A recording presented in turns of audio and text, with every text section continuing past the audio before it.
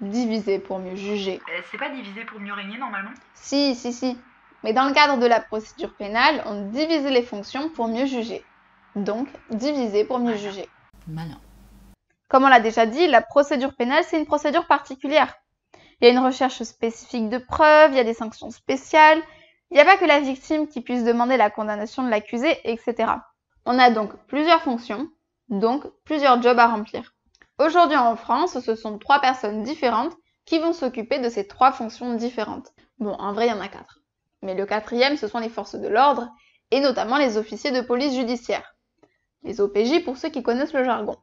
Mais eux, ils vont servir tout au long de la procédure. Ils vont récupérer les plaintes, chercher les preuves, témoigner au tribunal, etc. Vous vous rendez compte? On prend les plaintes, on fait les perquisitions, on s'occupe de contrôler les gens dans la rue, on s'occupe des gardes à vue, on court après les voleurs. Tout le boulot sur le terrain, c'est nous. Et nous, on est la 4e personne. Ah bah merci quoi. Maintenant, classiquement, la procédure pénale est divisée en 3. La poursuite, l'instruction et le jugement. La poursuite d'abord, c'est le job du ministère public, c'est-à-dire souvent du procureur de la République. C'est un agent de l'État qui va s'occuper de savoir si ça vaut la peine ou pas d'envoyer le dossier devant les tribunaux.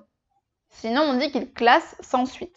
Ensuite, l'instruction, c'est le juge d'instruction qui s'en occupe. C'est un juge qui va être chargé de récupérer toutes les preuves, de récupérer tous les éléments nécessaires au déroulement du jugement.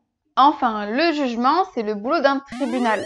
Je rentre pas dans les détails parce qu'en matière pénale, on a plusieurs tribunaux selon les types d'infractions et l'âge de l'accusé. Disons par exemple un crime. Un crime, c'est quand tu tues quelqu'un par exemple. Parce que conduire complètement défoncé, c'est du pénal, mais c'est pas un crime, c'est un délit.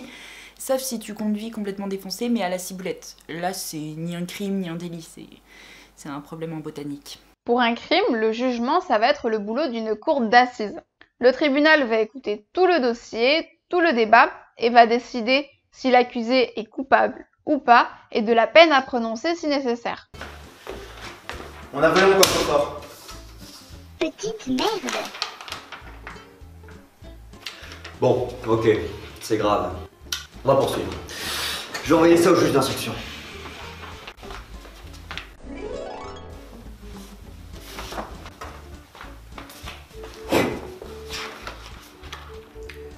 Bon, va falloir que je cherche plus de preuves et d'informations avant d'envoyer ça au tribunal.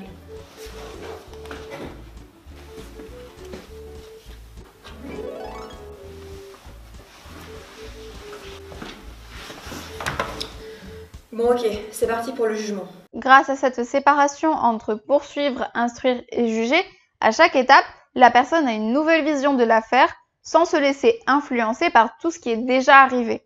Et en plus, ce n'est pas une seule personne qui a le droit de tout décider. Chacun a moins de pouvoir et donc moins de possibilités d'en abuser. Internet, c'est la course au buzz, c'est la recherche de rapidité. Comme dans tout d'ailleurs, tout doit arriver vite. Les séries, Les vidéos YouTube, les livraisons Amazon, les réponses en message privé. Avatar 2. Non, là je divague. Donc si tout va si vite, tu penses vraiment que le public va attendre qu'il y ait une poursuite et une instruction pour avoir un jugement? Non. Alors bon, tu comprendras que sur les réseaux sociaux, la séparation des 3 pouvoirs, tu peux l'envoyer par Colissimo au Père Noël.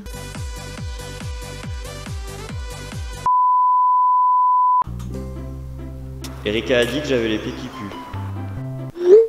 Qu'est-ce que vous foutez chez moi? Au vu des éléments, nous vous déclarons coupable. J'ai dû rater un épisode. Oh, et donc nous on sert toujours à rien quoi, ouais, vas-y.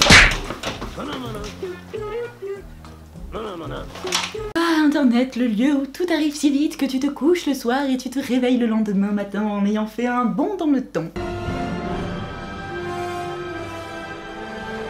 En fait, sur Internet, on l'a fait, la séparation. Mais dans l'autre sens. D'abord on juge, ensuite on cherche des preuves, et enfin on cherche la victime pour savoir si oui ou non elle veut déposer plainte. Alors avant il se faisait pas trop chier. Souvent c'était qu'une seule personne qui entendait la victime, regardait les preuves, si elle n'avait pas trop la flemme, et condamnait à son bon plaisir.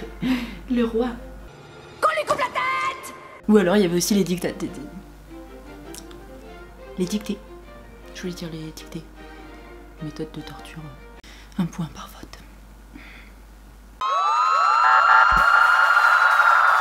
Justice.